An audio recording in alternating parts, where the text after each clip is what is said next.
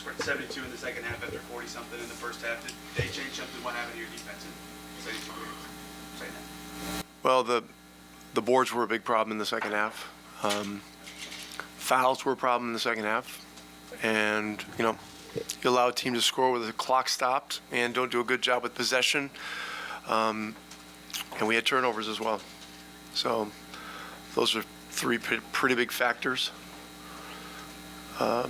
That said, we did a lot of good things throughout the game, but this is one we're going to have to learn from.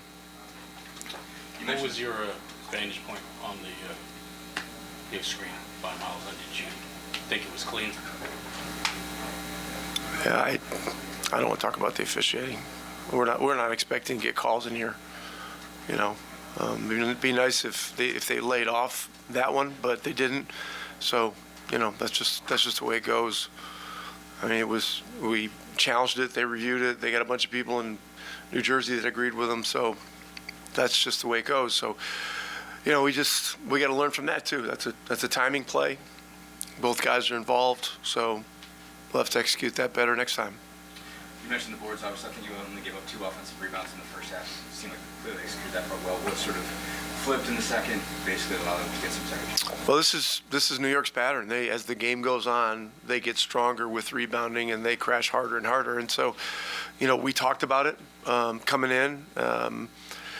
It's something that is a major factor. And so, we had opportunities to come up with balls we didn't come up with. And in a game that's a one-possession game, it's it makes the difference.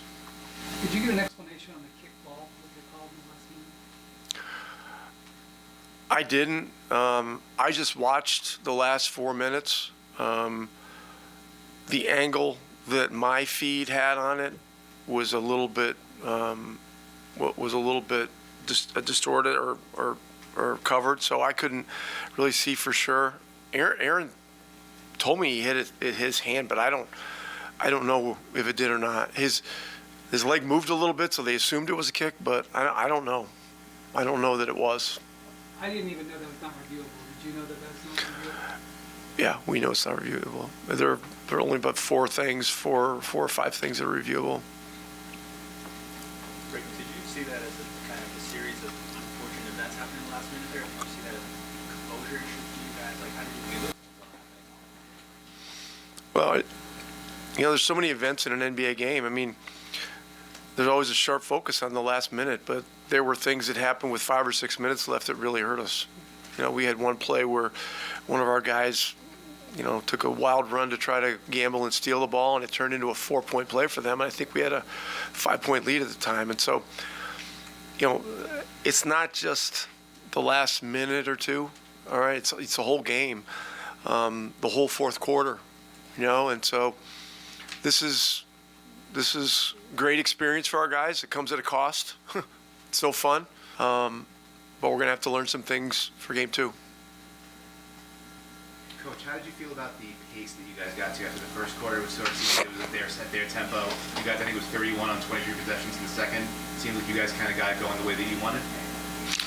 The pace is going to vary from game to game. New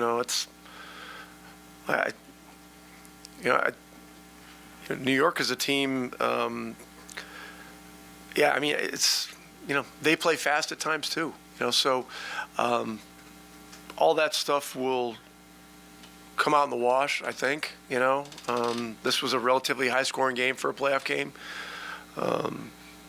The environment was unreal, and it was what you'd expect. And a lot of plays were made, and I'm proud of a lot of the plays that our guys made. They got down 4 with 2.5 minutes to go, and just completely kept their poise and scored 2 baskets. Then we had the ball, so.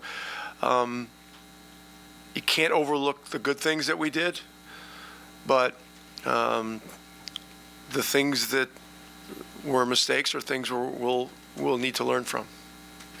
You mentioned them being able to just keep coming at you and coming on. Obviously, I think Brunson had 21 in the fourth. Just how did you see him hit another level? Well, he was at the foul line a lot too, so we got to look at that. And look, he's really a great scorer. I mean, there's no question about that. But situations where we're using our hands and we're reaching and fouling, we got to look at that and see, what's avoidable. There